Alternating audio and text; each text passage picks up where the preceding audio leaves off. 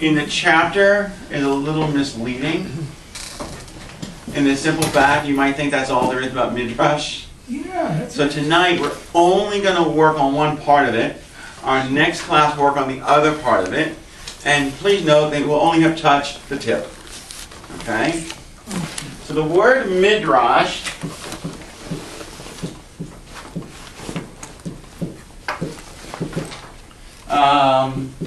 comes from the root drash, to interpret, to understand, to expand. Some will go as far as to say to teach or to learn, because that is the Aramaic term from the Gemara, to learn, from the Mishnah, the teaching of the Talmud. Mishnah, that same root, Vashinatam, you shall teach them unto your children, the Ve'ahamta, the same root. Yes? Okay, I know I'm getting confused. I know there's Beit Mikdash. Beit Mikdash is different. Right, but isn't there a Beit Midrash? Beit Midrash is house of study. Okay. Beit Mikdash, House of it comes from holiness. Kedusha, the house of holiness, or the sacrificial place. But that's a term for a school, a Beit Midrash? Beit Midrash. So you really have three batim, three baits, if you will. You have the Midrash, you have the Mikdash, or Kehillah, the place of prayer, and then, of course, you have Beit Knesset, house of assembly. Okay? Midrash. So from the same word, drash, you get darshan. In good old-fashioned Christian terminology, is homily. So when the Reform movement decided in the 1820s to make the worship experience in the vernacular, in other words, they would pray in the language that they understood, in this case German. And after the Torah was read, the rabbi, or back then it was called the minister or the doctor of the congregation, would then offer a darshan. Well, again, darshan would not, nobody would have said that. They would have said sermon or homily. So the darshan is the modern use of the word midrash. Midrash is alive, active, and still going on. We're going to be looking at tonight and next session at what we call classical midrash. Classical midrash, by definition, is 100 to 500 CE. That's your classical midrash. Versus midrash, which will go from 500 to 1800. And versus modern midrash is anything since. It'll be very fascinating to see what happens in, say, 200-300 years from now, if that can adjust at all. I couldn't tell you, I don't know. Right? There are two types of midrashim. They both come from these roots. So here, I'm just going to do it in English. Halakha and Agadah. Halakha means to walk on a certain path. And some of you already know this. To walk on a certain path. The midrash is the homily on the law to help you better understand what path you should be walking on. By definition, the Gemara in the Talmud is a very complex halakhic midrash, because it's telling you stories and methodology and experiences to help you better understand the Mishnah, the law, the oral teaching. Where the Aggadic or Agadah means to tell. Think about that special booklet you used at the Passover Seder, called the Haggadah, same root. Because what they really translate is you're telling the story. But the Aggadic midrash expands on it. Not just telling the story, as we like to say, it filled in the white spaces between the letters and the white spaces between the words. So a classic example, which we're not going to look at tonight, but I want to explain. In the story of Cain and Abel, it says, and Cain and Abel were out in the field, and Cain rose up and struck his brother Abel dead. And then he buried him. You think there's something missing there? So for the rabbis, they said, wait a minute, wait. What the hell happened? So they fill in the blank. Was he just hiding the body? Okay, but the point is, you're already jumping 3 steps ahead. I talk about a bird burying a bird, but Right. But that's hiding the body. He's hiding the body. But before that, they're out in the field, and he rose up and killed him. What happened? Yeah. Right?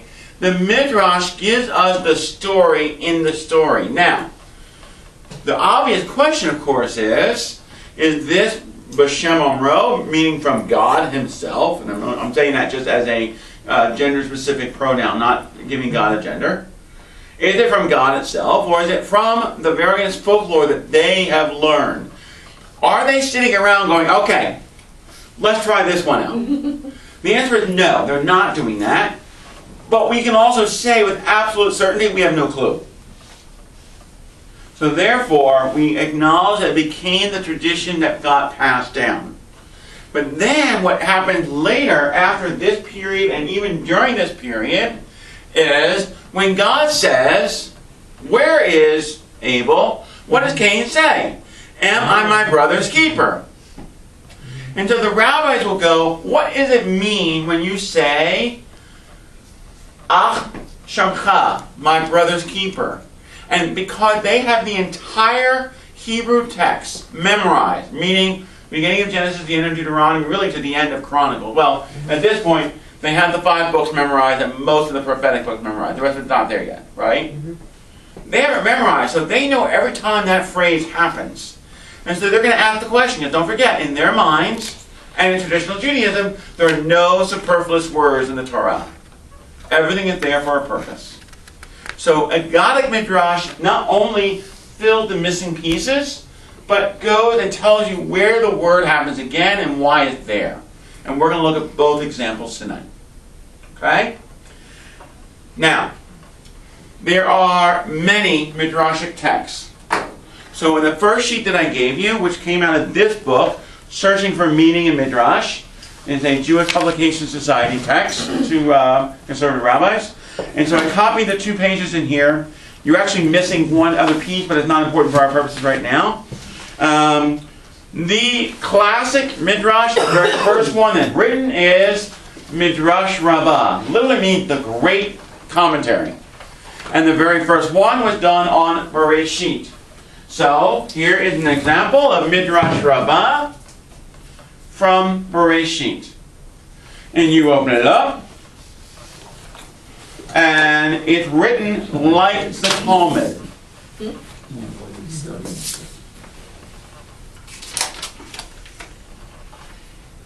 And this is not mine because I borrowed this book from Bethel. So anyway, so it's written like the Talmud, meaning they put the core commentary in the middle, and they have commentary on the outside. When I say the core commentary in the middle, so I'm just going to do the very beginning because it's just easier because I know the very beginning. Does that get to it? Aleph. All right. So Seder Bereshit Parsha Aleph, meaning first Parsha, meaning the first portion. And it says, Rabbi Hoshaya, Rabbi Hoshaya, the great opener of this text, stated from Proverbs 8:30, Va'eye ezlo amon, what is this piece of my being? Now, what does that have to do with Bereshit bara Elohim? Absolutely nothing. Other than, he is playing around with the concept that in the beginning, God created the heavens and the earth. There was nothing there. So if we look at our human body, what is the core?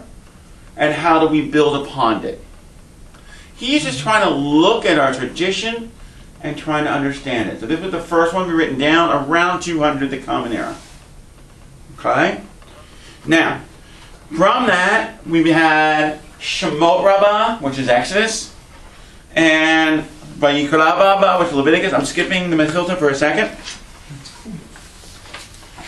You have Bamidbar Rabbah and Devarim Rabbah. So there's a Rabbah for each of the 5 books. They're all agadic in the majorative. In other words, it doesn't mean there's no halakhic, meaning Jewish law, but the majority is stories. In between Shemot and Vayikra, meaning Exodus and Leviticus, Rabbi Ishmael came up with a book called the Megillah, the Rabbi Ishmael. I have that in my office. We're going to look at that next time. He has a Godic, but the majority is Halakha. And since it is on Leviticus, what would be the Halakha? Priestly law. Which is great if you are a Kohen or a Levite. For everyone else, you're like, what the hell? Yeah, we spent half a semester studying this. There had to be a reason. Well, I know now what the reason is. Because we look at the process of understanding the law in the time and how we find new meaning for today. And we'll deal with that next time. The Sifra, or the Sifra, is another halakhic exegesis, meaning an expansion of the text. First was Leviticus and then Deuteronomy. And usually given reference to Devrei Rav, 2nd century, basically rabbinic council of the source. We have Sifrei of Numbers and Deuteronomy, and then there's the Tanchuma. The Tanchuma is Rabbi Tanchuma Bar Abba, second half of the 4th century, and he basically talks about the halakhic baticha. In other words, taking each word and giving it its exemplary meaning as compared to other places in the text. Again, we'll look at that more next time. We'll get a little bit tonight, but not really. More next time. Okay, I just wanted you to have the understanding of the majority of the collections. Okay? The only other one you're missing, and I'm sorry, I want to have full disclosure, is there's one more. It's called the Yachut Shimoni. It's an anthology of Midrashim to the entire Bible. There's different pieces to it, and we say it's as late as the 13th century of the Common Era. So it's considered more modern, if you will. Okay? All right. Now, so the first thing I did, there is a book called Sefer Haggadah, which is a compilation of all of the Godic Midrashim and a Godic Talmud. Some of us from the Torah study know that we've used this text occasionally for various aspects. So all I wanted to look at was the creation of Adam and eventually of Chava. So we're in the right-hand column where it says man. Everybody see? We're on the second full page. It's tiny print. I apologize for that. That's just the source I have. I can give you in Hebrew, it's much bigger letters, but I don't think that would be fair. Okay? All right. And God said, "Let us make man." With whom did he take counsel? So obviously the rabbis are fully aware that there are no one else there at the moment, so to whom is God speaking? Right? So Rabbi Ami said, now I'll transliterate back to gender neutral if I can. God took counsel with God's own heart. God was like a king who built a palace with the counsel of an architect. When the architect, in this case, saw the palace, it did not please him. At whom was he indignant? Was it not at the architect, at himself? Hence, and it grieved him at his heart. Genesis 6:6. Well, wait a minute. What is Genesis 6:6? Genesis 6:6 is the beginning of the second parsha, Noah, and God sees the evil on the earth, and it grieves God's heart. So Midrash always takes sources from other places. They knew what the context was. The modern scholar who's never studied this is very time consuming at the beginning until you start learning the text. Okay? With which God had taken counsel of the making of man. In other words, God at the beginning of the portion of Noah is regretting making human beings because of the evil that covered the face of the earth. So Rabbi Hanina said, God consulted the ministering angels. So I'm sorry, we have to stop. So first part is, to whom is God speaking? God speaking with God's self. Okay, no problem with that. Second part, ministering angels. Now, we have no ministering angels in the creation story. We have that concept later on implied because of the various angels or messengers of God that interact in the rest of the story. Either with those who visited Abraham and Sarah, or excuse me, Abram and Sarai, and they become, they already became Abraham and Sarah. The circumcision already happened. When they visit them to say you're going to be a pregnancy and Sodom and Gomorrah. We have the angel that stopped Abraham from sacrificing his son Isaac. So we have all these different things. And so the ministering angels, so Rabbi Berachia said, when the Holy One was about to create Adam, God saw both the righteous and the wicked who were to issue from him. So God said, if I create him, wicked men will issue from him. But if I do not create him, how are the righteous men to be born? What did the Holy One do? God diverted the way of the wicked from before God's sight. So that we have, in other words, God disregarded it or ignored it. Partner the quality of mercy. Mercy is often hypothesized. The translation is from a British author. With God's self, saying to it, let us make man, and then created him. And this is Genesis, Rabbah, chapter 8. And Yahut, the other one I gave you. So in other words, these are midrashic sources. So in simple English, God noted that somehow, which does not exist in the text, that there's a Yetzer HaTov and a Yetzer Hara, a good and evil inclination emanating from whatever creature that doesn't exist yet. Yes? In the Back to sources, yes. in the book that we're reading, they refer to Rabbi, I call him Simon, Shimon, okay. and they give his explanation. So what I'm getting out of this whole Go ahead. procedure, there could be so many explanations. Correct. And I guess that's why the Orthodox keep studying. Keep studying. Everybody Well, keeps studying because they keep... so later on, we're going to meet Rabbi Ben Bogbog. I love that name. Ben Bag, right? And what does he say? Turn it, turn it, turn it. The tradition that we have by calling this Eitz Chaim, a tree of life, is still a living document. It's not dead. So aside from the Orthodox, even you're studying it. I understand. Okay?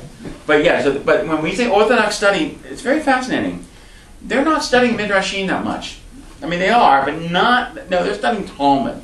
Mm-hmm. And they're studying the Mishnah and the Gemara, and all that goes with it, right?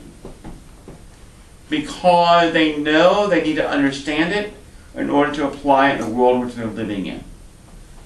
But yes, our tradition is that studying is a lifelong pursuit. Furthermore, why it says in Ethics of Our Ancestors, Pirkei Avot, do not say, I will set a time later to study, for later will come too soon and you won't have time.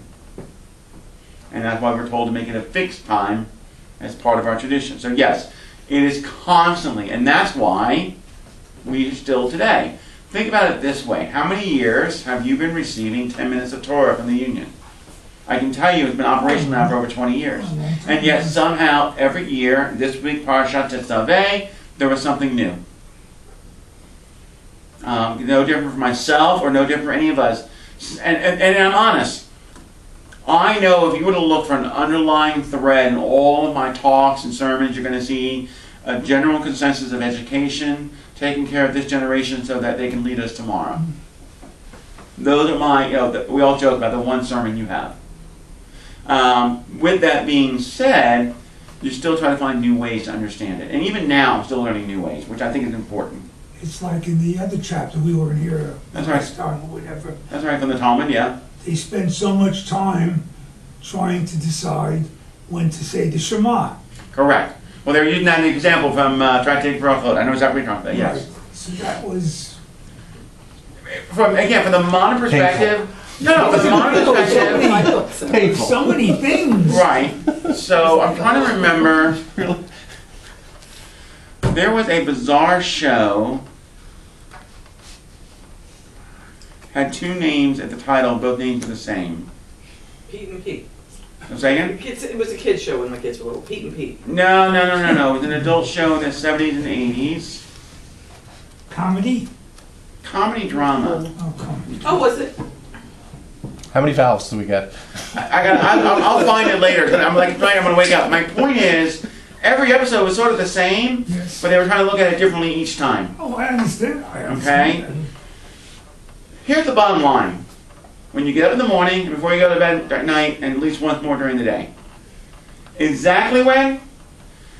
So much so that that's such an important part. Think about this. On Friday night, March 30th, you're going to read about it again. But at the Seder and the Haggadah, regardless, and whether you, in the most traditional model, and even the liberal model is there.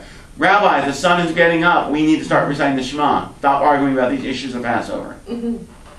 And people ask, why is that story in there? The story has nothing to do with the Shema.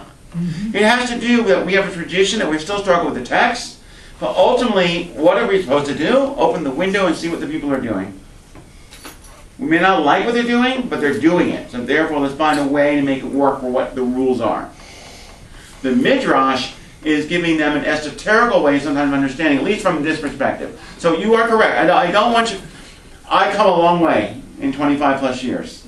Because when I first studied this, I'm like, this is Bubba Meister's galore. What the hell? I'm honest about it. Sounds like me. Okay?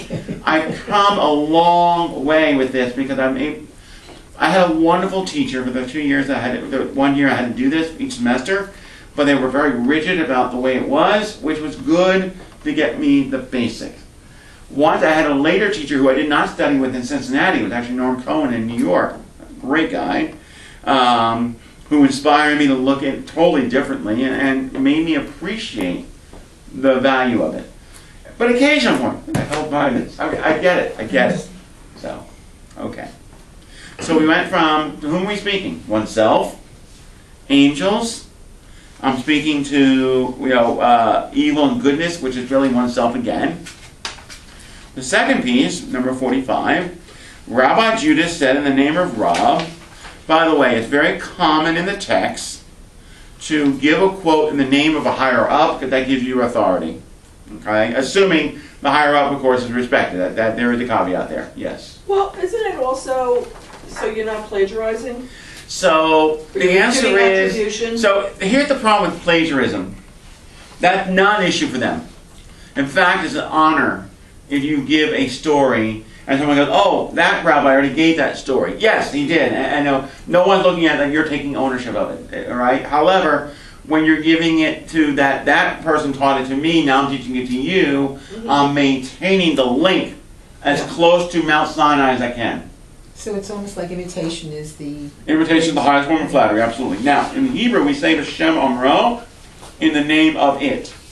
So, anytime I get a story or a sermon idea that's not mine, I always, now, that's also part of our ethics code. Because it's just not appropriate, and it's stealing is what it is, it's stealing. So, but when it comes to these texts, it's not that much of an issue. Plagiarism is not the issue here. Okay? So Rabbi Judah said the name Rab, when the Holy One was about to create human, God first created a company of ministering angels and asked them, is your desire that we make human in our image? So, this is a fabulous text. Why? God can't do this alone, according to the Midrash. God needs an accompaniment.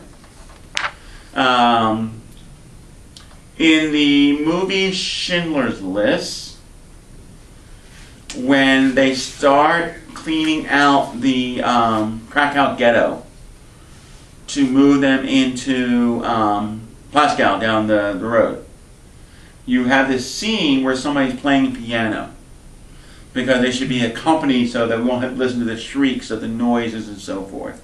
And it wasn't just a cinematic device, it was done in other places too, not just there. And obviously another movie called The Pianist was based on the same principle. Not just that, but the guy was able to be saved because they shielded him, if you will. The point I'm making is that image that you need some sort of accompaniment to carry an act, good or bad, is ancient, not a new concept. Okay? So, is desired, and so they reply, meaning the ministering angels, Master of the universe, what will be, and I'm purposely changing it to it deeds. His is because the gender masculine is the text, but as we'll see in a moment, it is an it, it's not a he. Okay? God says, such and such will be his deeds. Indignantly they exclaim, Master of the universe, what is man that you are mindful of him, and the Son of Man that you think of him? Now, again, this is translation. It should really say child of man, because Son of Man, of course, has a different connotation in another faith community, as we know, right? And again, they're quoting Psalms. At once, God stretched out God's little finger among them. So now, in a few moments, we're going to skip a little bit, but my point is, God has a lot of human characteristics, doesn't God? Well, has to, right? Because in whose image is God making us? God's image. And if we're made in God's image, then I guess God has fingers and toes and hair and everything else. So it begs those questions. And so God consumed them with fire. And the same thing happened with the second company. And the third company said, Master of the universe, to what avail did the former angels that you spoke to you as they did? The whole world is yours. Whatever you want to do, just do. So in other words, when God says, let us make human in our image, is God really listening to anyone? So here's the Who's he question. consuming with fire? The angels? Yes. He's getting rid of the Yes. angels. He didn't like, God did not like their answers. All right, God, next group. That's a good example. It's a nasty. Say again, I'm sorry? That's a good example to have. Well, but hold on a second. What are the rabbis I'm being really... sarcastic. Of course, but what are the rabbis really wrestling with? Think about it. I already gave you the answer in the first one. What is God's problem at the beginning of Noah? There were Evil? other- We're evil. Right?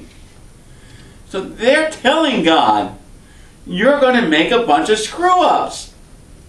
God doesn't want to hear it. God does not want to hear it. So, because in their minds, of course God doesn't want to hear it. Because if God listened to it, then we wouldn't exist in the first place. And they, the rabbis, realize this. Because if we don't exist in the first place, guess what? Neither do they. Again, you have to ask yourself, why is this an issue? Because they want to reconcile that if we're going to have a God that makes us, who knows all, who then is going to try to destroy us, and we only have saving one family, leave critical biblical scholarship out for a moment. We know that the flood story is prevalent in every Near Eastern culture. Okay? But nevertheless, there's destruction. And then what happens the entire time with Moses? I'm sick and tired of these people. Let me destroy them. I'll start over with you. And Moses says, no, you can't. So God already knows. And the rabbis are just trying to figure out, how, if God knows, why did God do it anyway? Partially because I'm God. I can do whatever I want. Which is what the first round looks like. But then we get a little clearer picture. When God came to the generations of the flood, so be clear, from Adam and Chava, from Adam and Eve, to Noah is 10 generations. From Noah to Terah, whose 3 sons include Avram, is another 10 generations. So from the beginning of Genesis to chapter 12 of Genesis is 20 generations. Chapter 12 going forward is the story of Abraham and his descendants. And then you can be universal. Abraham with Isaac and Judaism, and eventually Christianity, and Ishmael with Islam. Your 3 westernized monotheistic religions. Okay? Now, when God came to the generation of the flood and to the generation of the dispersion of humankind, whose deeds were so corrupt, the angel said, Lord of the universe, did not the first company of angels speak justly? And God retorted, even to old age and even to hoar hair will I put up with human. Isaiah 46:4. So, and the proof text is from the Talmud, but it is a midrashic take. In Isaiah 46, otherwise known as 2nd Isaiah, is that Isaiah is basically exhorting the Israelites who have now been expelled in Babylonian exile, that God will be with you even in your old age, no matter how far you stray. That's the proof text. You can read all some of this on your own. I want to get to the one that people like to have fun with sometimes. Let me find it. So, excuse me, Rabbi. Yeah, go Did ahead. this come out of Bereshit Rabbah? Is that what this is? Yes. Okay. Yes. The majority of this is Bereshit Rabbah. If you look at the bottom of the page where you have the notes, you'll see Gen R, Genesis Rabbah. That's all Bereshit Rabbah. Okay? I am looking for... Yes. If you'll turn, it says the number 15 on the right-hand corner. So what does the text say? And God said, let us make human in our image.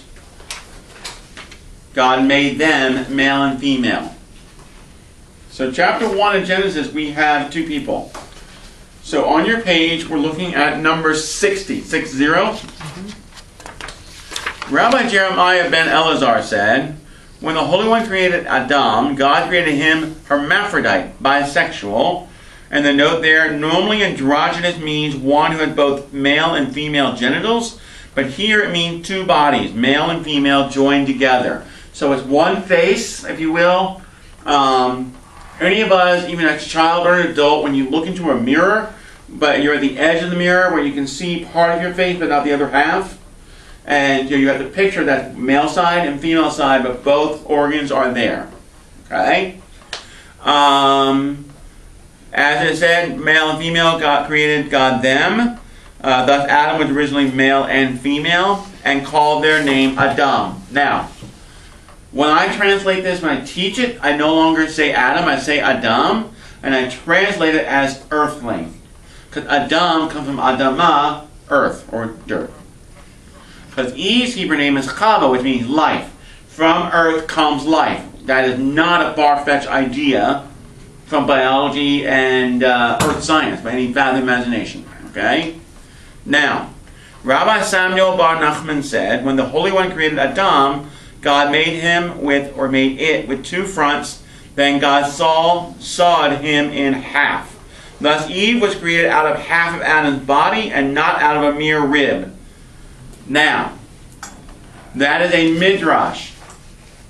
The text in chapter 2 is, of course, Eve is coming out of a rib. At least that's what the text says. Okay? And thus gave him a back of part 1 and back to the other part. Someone objected. But does not Scripture say, and God took one of his rib, Mizalotav, 2:21. Rabbi Samuel replied, Mizalotav also mean his size, as in the verse, and for the second size, Selah of the tabernacle.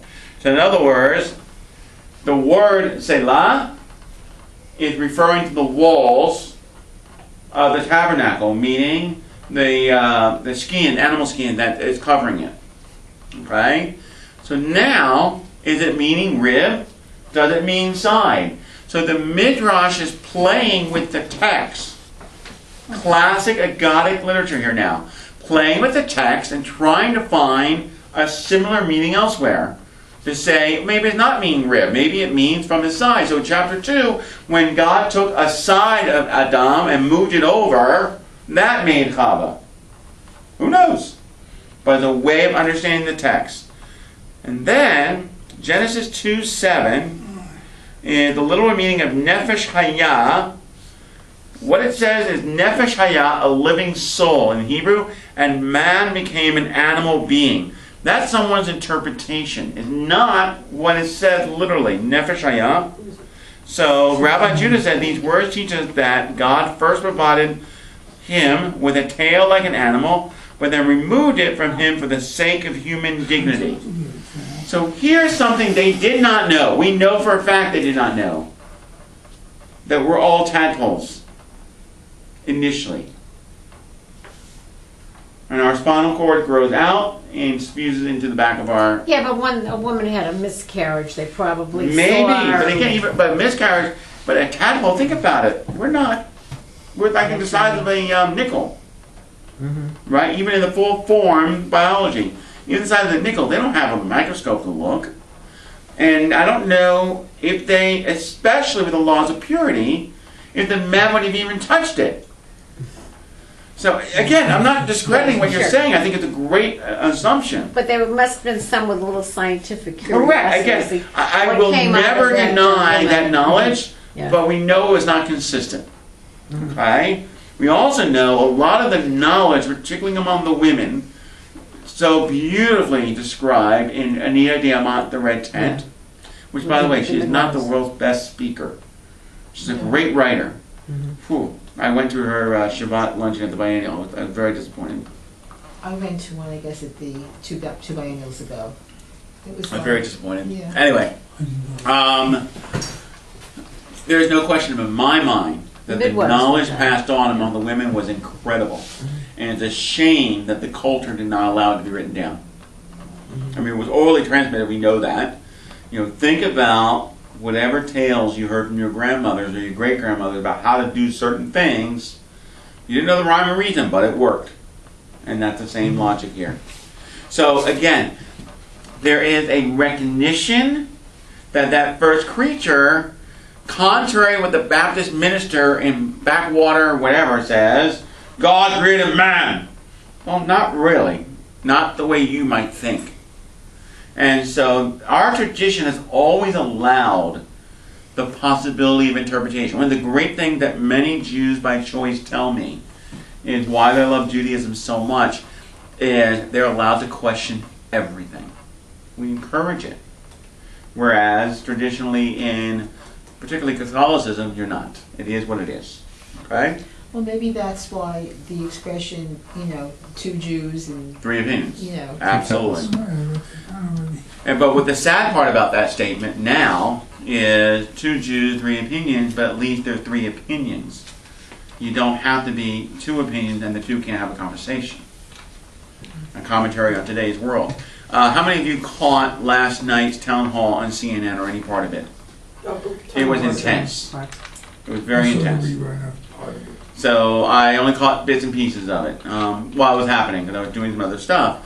But and I saw part A with the two senators in Florida, Rubio and not Demarest, but whatever his name is. Yeah, thank you.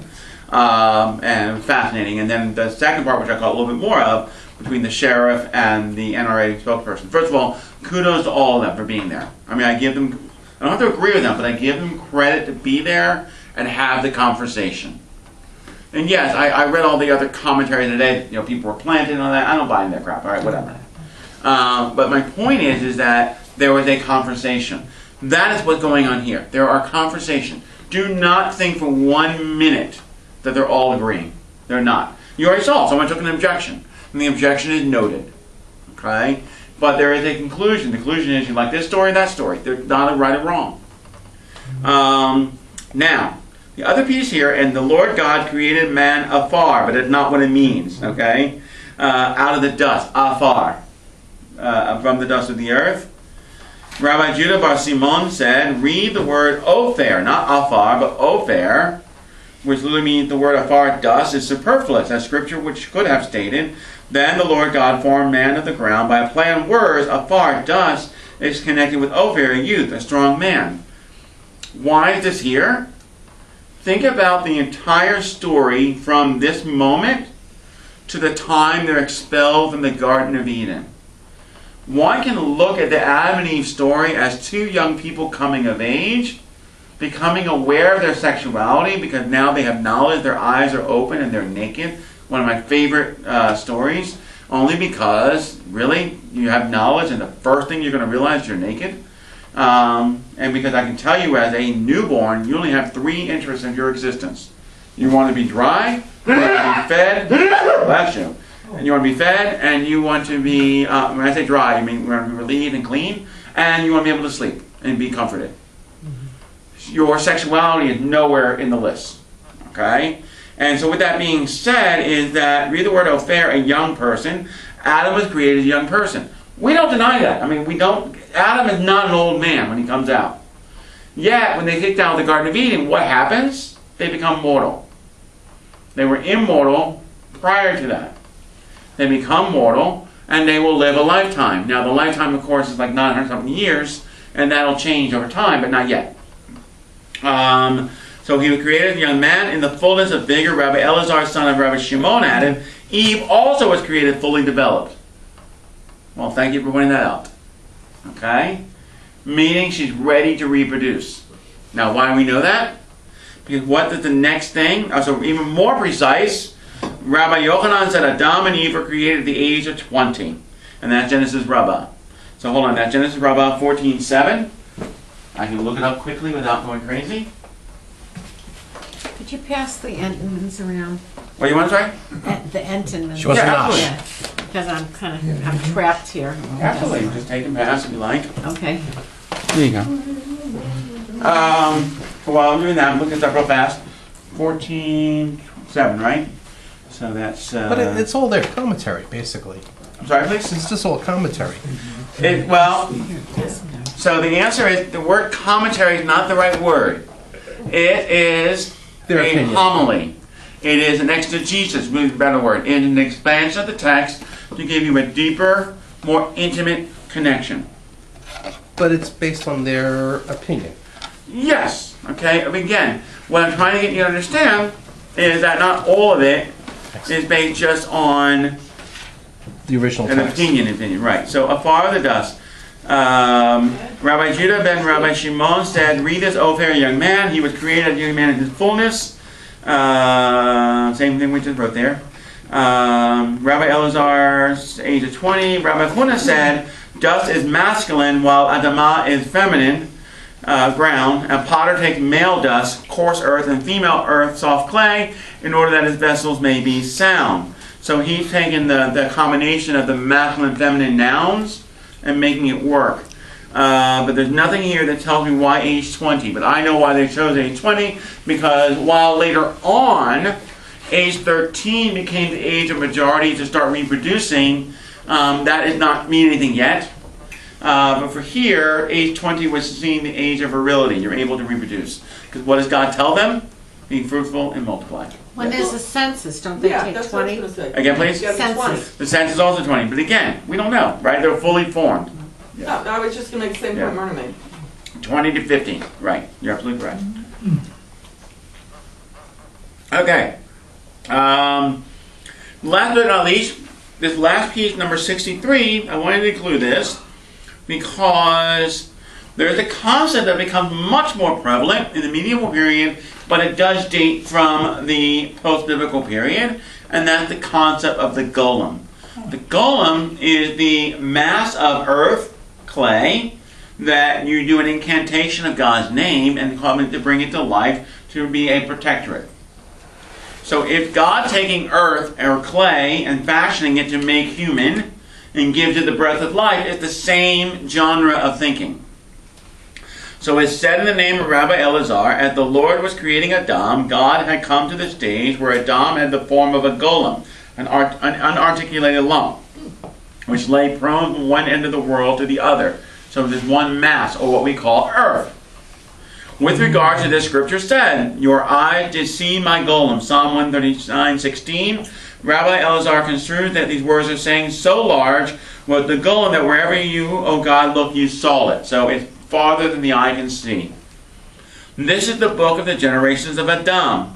Genesis chapter 5:1. This leads to the end of, so when Adam ends, when the first part of Bereshit ends, you have Cain who kills Abel. They have a third child, Seth, who goes off and gets married. Of course, that's a problematic piece of text also, because who else is there?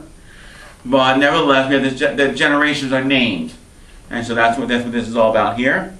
Rabbi Judah Bar Simon said, while the first person lay prone as a golem before God spoke and the world came into being, God caused to pass before him each generation with its expounders of Scripture, each generation with its sages, each generation with its scribes, each generation with its leaders, as it is said, O Adam, when thou wast still a golem, thine eyes did see all the worthiness of names inscribed in my book. In other words, this massive earth was infused with all the generations that will follow. So when that massive earth becomes alive, Adam, we are already part of that plan. All the descendants that will follow. When we say we, we're really talking humanity. We're not talking about us as individuals. Now, later on, the Talmud will emphasize this completely. How? One who saves one is as if one has saved the world entire. For if you kill one, then you've killed the world. And somebody used that text this past week with Parkland. I happen to be watching, I don't know why this popped up recently, but Sully Sullenberger, one of the letters that someone sent to his wife, thanking for the hero of her husband, that not only did he save 155 lives, he saved 155 worlds. And so, which is very fascinating. All right. Now, I'm going to skip to the turn of the page. I already did the skipping for you. Yeah, go ahead. Number 64. 64. Yep. While the first man lay prone as a golem, the Holy One shoved each from his head. What's it? Yes. His hair from his Yeah, all the time. So What are you saying? So no. So this creature, Yes. the thing, right, that every righteous person that was to issue from this creature were hanging all over this creature's body, earlobes, head, and all that. Okay. Each, if you'll see the note, each of those pieces are a particular quality of the heart and mind that single out a righteous person. So the nose, one who smells and looks and seeks out the goodness in others, listens, who does, the same context of this week's Torah portion, Tisaveh, with the second anointment of the priesthood, their clothing. I just read this Torah portion. Why did I read it? Whose bar mitzvah was coming up? Was it for the... Jack Shafaro. I think I was fine. With the whole anointing of the blood on the earlobe, the right thumb, and the toe. Same concept. Okay? Yes? Yeah, because I remember years ago when I was younger, and I was teaching in the Hebrew school, I think one of the activities we did, the kids were supposed to make a golem. Okay, yeah. I think Did it come to life? Did it come to life? They didn't teach you the secret word. I'm sorry. I'm not sure. Yeah, by the way, I haven't learned it yet either. I'm still working on And you have to it. do something with a spoon. I don't remember it so long ago. There was a movie. Was it called The Golem? Yes. Yes. So now, I will tell you a really cool experiment that you can do with this. You do it with ice, with water, right? Is that, is it solid, is it liquid, is it gas? And the point is what is God? Is God something firm? Is God something that's fluid, or is God something that's missing in the air? And the answer is yes, yes, yes. And same thing with the golem. Is it just a mass? Is it a creature? Is it a being? Another way of teaching the same lesson. So, Didn't they just earlier on just said it was clay? correct. But my golem would look like a disfigured whatever. Yeah, Sisterhood did a book selection a couple of years ago, The Golem and the Genie, and it was a different take on the golem because the golem was female. There you go. Oh, that's not... And again, you use the word interpretation, but that's a perfect example. There's nothing in the text other than Adam is a golem, so therefore a golem must be male. There's nothing, but Adam is not male. Adam is them. So that's why you have to worry about that's where the interpretations start playing itself out. All right, next page, 19, Eve. 19? So just flip it over. Oh, I see. Okay. I'm sorry. I already skipped the pages for you. Okay. Right. So we're just going to look at 75 and 76. I'm sorry, and 77 because there's a problem. 75. But for Adam there was not found a helpmate for him, for God had caused all cattle, beasts, and birds to pass before Adam in pairs, and said, Adam, everyone has a mate, yet I have none. So why did God not create a mate for Adam at the beginning? Because the Holy One foresaw that Adam would bring charges against Eve. What? Therefore, he did not create her until Adam expressly asked for her. Now, before you get to that, there is other midrashim that I did not copy here, right? I did not. Is that the charges were that she's being bossy, she's leading me, and so forth. The other midrashim, of course, create Lilith. Lilith is the mythical, I did not include that here. It's the mythical feminine creature that is Adam's equal, but Adam doesn't like somebody to be equal. So she is banished. Okay? So as soon as Adam did, God causes a deep sleep to fall upon Adam, and he slept. And the Lord God built by Even the rib. Can I interrupt? Yeah. So I have problems just right before that earlier sentence. He says, would bring charges against Eve. Yes. What does he mean by that? Or So the idea is that 17:4. It'll be easier if I read it in full context. So rather than trying to guess, 17:4.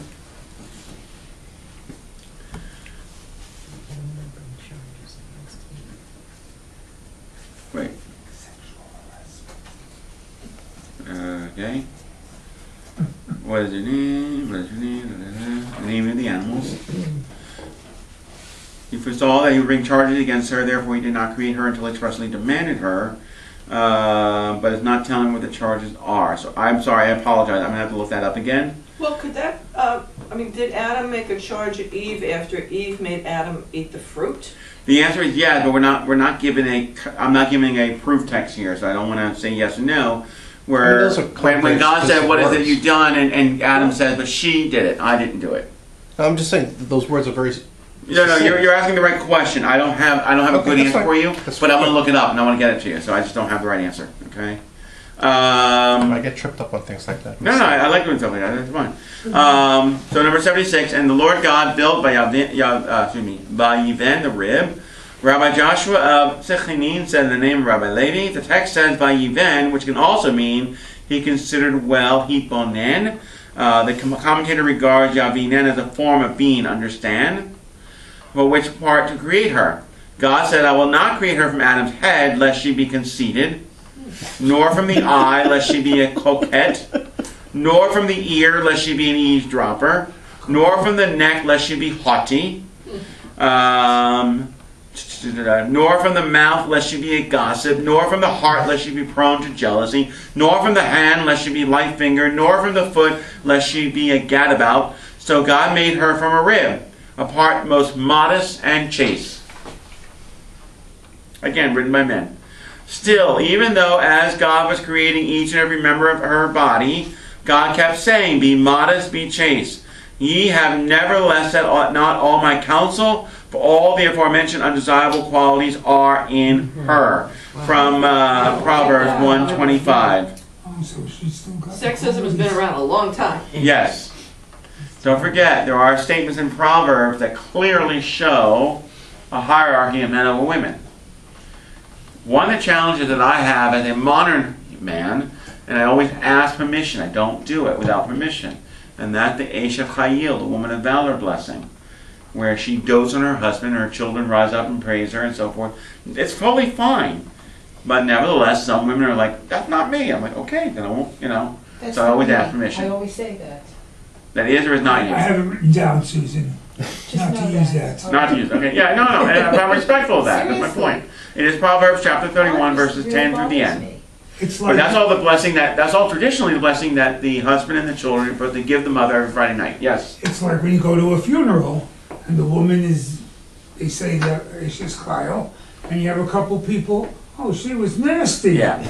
Oh, that you have to deal with anyway. Right. Right? No, I And they mean, say about, I learned a long time ago. I had a situation recently where someone said I was really nasty, and I'm saying, I'm sorry you feel that way. I can't, But no, my point though is, I already knew at that particular moment, there were 5 families that I had just interacted with in the last 48 hours before that moment happened. And I know, you know what? I can't hit 1,000 every time, and I'm okay with that. Right? But yes, funerals are really funny sometimes. Who the hell is he talking about? I don't know. Right? Same thing. Anyway, so in their creation of Eve, she is supposed to be the good part that Adam can't have.